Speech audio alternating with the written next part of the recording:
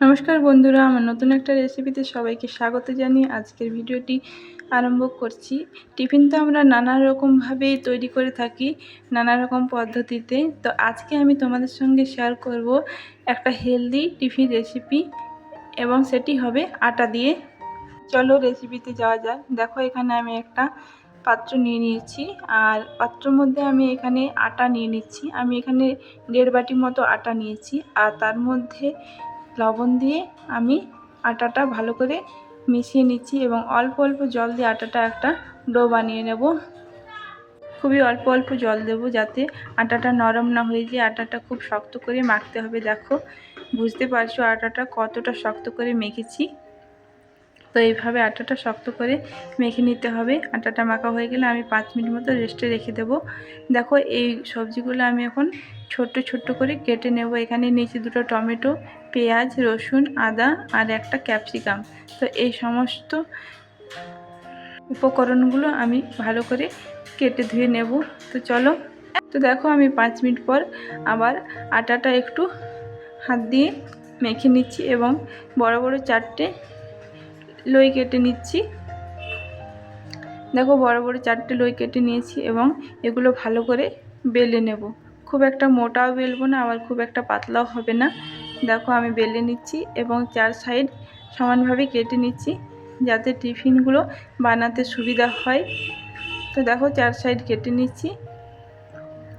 এগুলো চৌকো শেপে কেটে নেব। তোমরা দেখতে থাকো আমি কীরকমভাবে কাটি। খুবই সহজ এই টিফিনটা বানানো।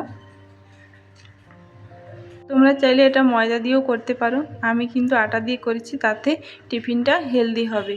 তো দেখো, এইভাবে চৌকো শেপ দিয়ে কেটে নিয়েছি। এখন এই যে এরকমভাবে আমি টিফিনগুলো রেডি করে নেব। প্রথমে 2টো কোণ ধরে জুড়ে দিয়েছি, আবার 2টো কোণ ধরে উল্টো সাইডে জুড়ে দিয়েছি। দেখো, ফুলের কলির মতো। আবারও একটা দেখাচ্ছি তোমাদেরকে। খুবই সহজ এবং সিম্পল এটা বানানো। আশা করছি তোমরা দেখলেই বুঝতে পারবে। তো এরকমভাবে সবকটা আমি বানিয়ে নিয়েছি। দেখো, এরপর এগুলো আমি সেদ্ধ করে নেব। সেদ্ধ করার জন্য আমি কড়াইয়ে জল দিয়ে দিয়েছি, এবং জলটি ভালো করে গরম করে নিতে হবে। এখন জলের মধ্যে আমি দিয়ে দেব 1 চামচ পরিমাণে সাদা তেল। তেলটা অবশ্যই দিতে হবে। তেলটা না দিলে টিফিনগুলো একটার সঙ্গে একটা লেগে যেতে পারে। তেলটা দিলে টিফিনগুলো একটার সঙ্গে একটা লেগে যাবে না।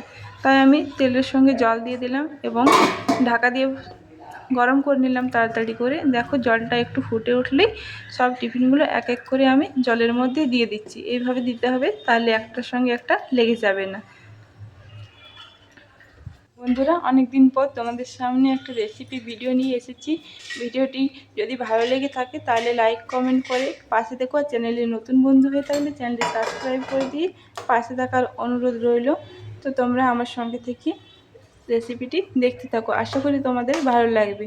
তো দেখো, আমি একটু চামচ দিয়ে নেড়ে নিলাম। এরপরে এগুলো আমি ভালো করে সেদ্ধ করে নেব, ফুটিয়ে নেব। দেখো, এগুলো যখন ফুটতে ফুটতে উপরে উঠে আসবে, তখন বুঝে নেবে এগুলো সেদ্ধ হয়ে গিয়েছে।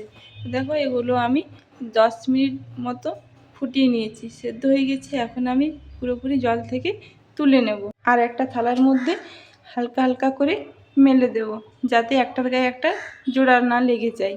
আর এই জলটা আমি ফেলবো না, এই জলটাও রান্নার কাজে ব্যবহারে আসবে।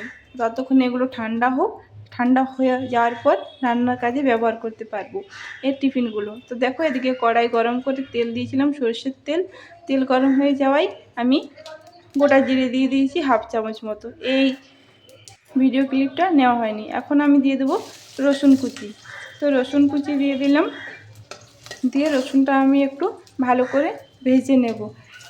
একটু সুন্দর করে ভেজে নেওয়া হয়ে গেলে এর মধ্যে আমি অ্যাড করব ছোটো ছোটো করে কুচিয়ে রাখা পেঁয়াজ।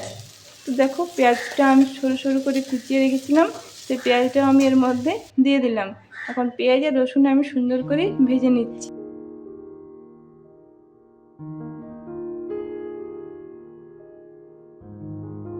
দেখো, 1 চিমটি লবণ দিয়ে দিলাম, যাতে পেঁয়াজটা সুন্দরভাবে ভাজা হয়।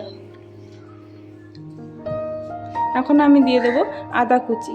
আদা কুচিটাও এর সঙ্গে ভালো করে ভেজে নেব।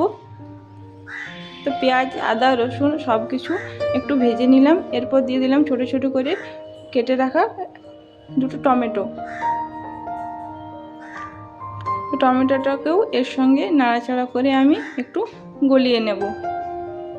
দেখো এর সঙ্গে আমি অ্যাড করব লবণ, হলুদ, আর এগুলো ভালো করে নাড়াচাড়া করে আমি মিশিয়ে নেব, সুন্দর করে একটু কষিয়ে নেব।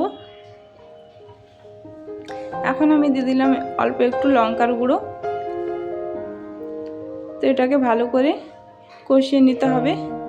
অল্প একটু জল দিয়ে দেবো, ওই যে জলটা রেখেছিলাম ওই জলটা দিয়ে দিচ্ছি টমেটোটাকে ভালো করে গলানোর জন্য। তো ভালো করে নাড়াচাড়া করে এগুলো আমি একটু মিশিয়ে নিচ্ছি। একটু ঢাকা দিয়ে এটাকে টমেটোটাকে সেদ্ধ হতে দেবো যাতে সুন্দরভাবে গলে যায়। তো দেখো টমেটোটা আমার সেদ্ধ হয়ে গিয়েছে।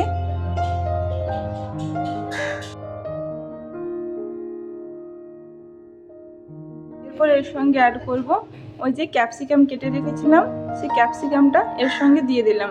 ছোট্ট ছোট্ট পিস করে ক্যাপসিকামটা কেটে রেখেছিলাম। ক্যাপসিকামটা আগে দিলাম না যাতে বেশি না সেদ্ধ হয়ে যায়, একটা ক্রাঞ্চি ভাব থাকবে। তো দেখো এখন টমেটো, ক্যাপসিকাম, পেঁয়াজ, আদা, রসুন সব কিছু মিশিয়ে একটা মশলা বানিয়ে নিলাম। টমেটো সেদ্ধ হয়ে গিয়েছে, আগে ক্যাপসিকামটাও সেদ্ধ হয়ে গিয়েছে। দেখো এরপর আমি ভালো করে এটাকে কষিয়ে নিচ্ছি একটু নাড়াচাড়া করে।